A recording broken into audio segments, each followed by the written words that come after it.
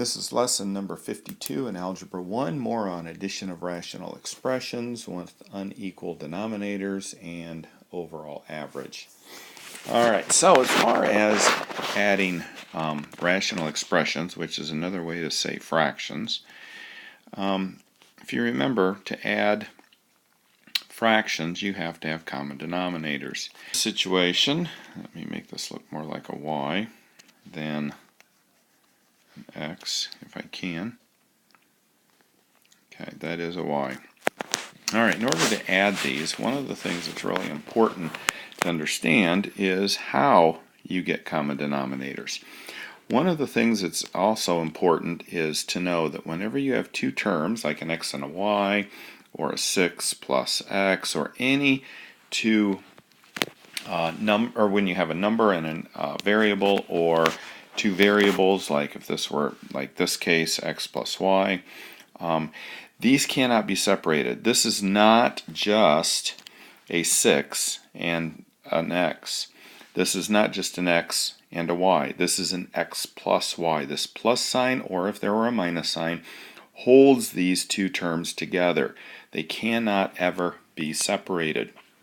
So that's really important when you're looking at these, so that you know when you have an x plus y, you can't separate the x and the y. They're stuck together. I usually say that the plus or the minus sign here is kind of a chain that holds these two together. They cannot be separated. It cannot be broken. Okay, so that to say, I can't just add a y here to make this an x plus y, because this is not missing a y. It's missing the entire thing. So what we're going to do is we're going to rewrite this, make a little bit of room here. Okay, so there's the equation, or the expression. And what I do is I look here and I say I've got an x here. What am I missing that would make this a common denominator? Well, I'm missing this over here. I don't have an x plus y over here.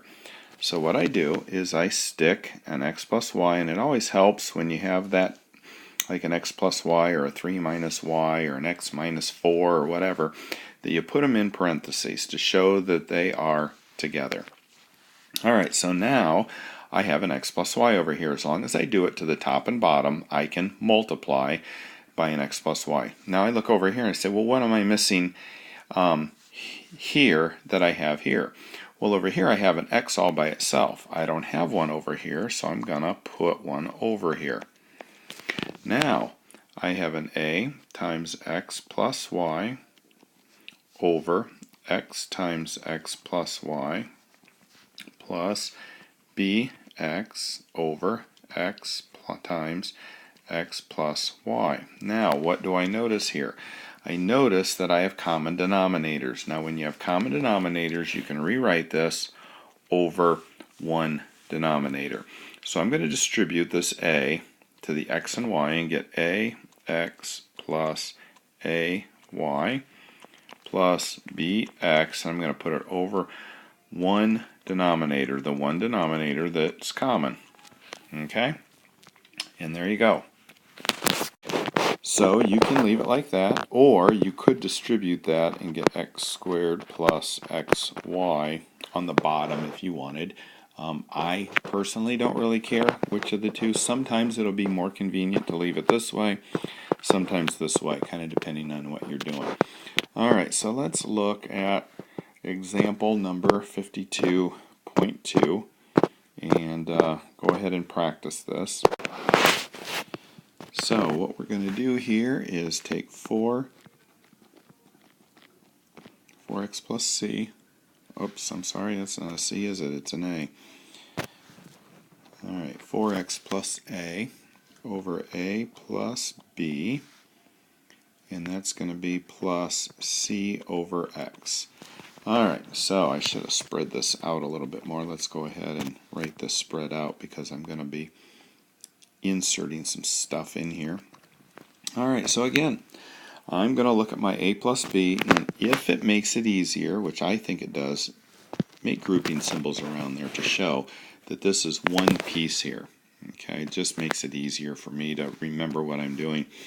So I've got an a plus b here. What am I missing? Well, over here I have an x.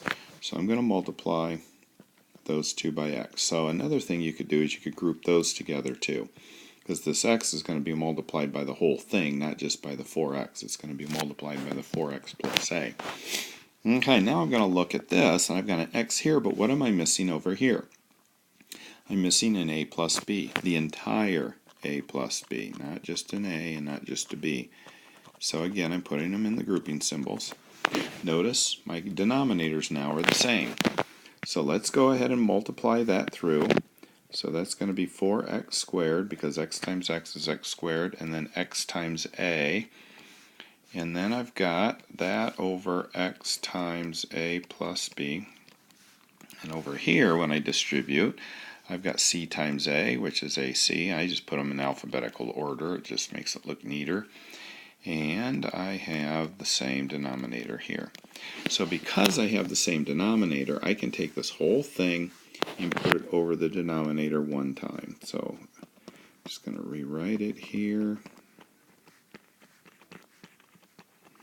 It's going to be over like that. Now I could multiply this and get ax plus bx if I wanted to.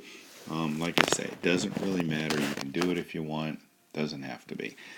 Alright, so that is it for the first video, 52b, or A. We will do 52b in the next video and continue on with example 52.3.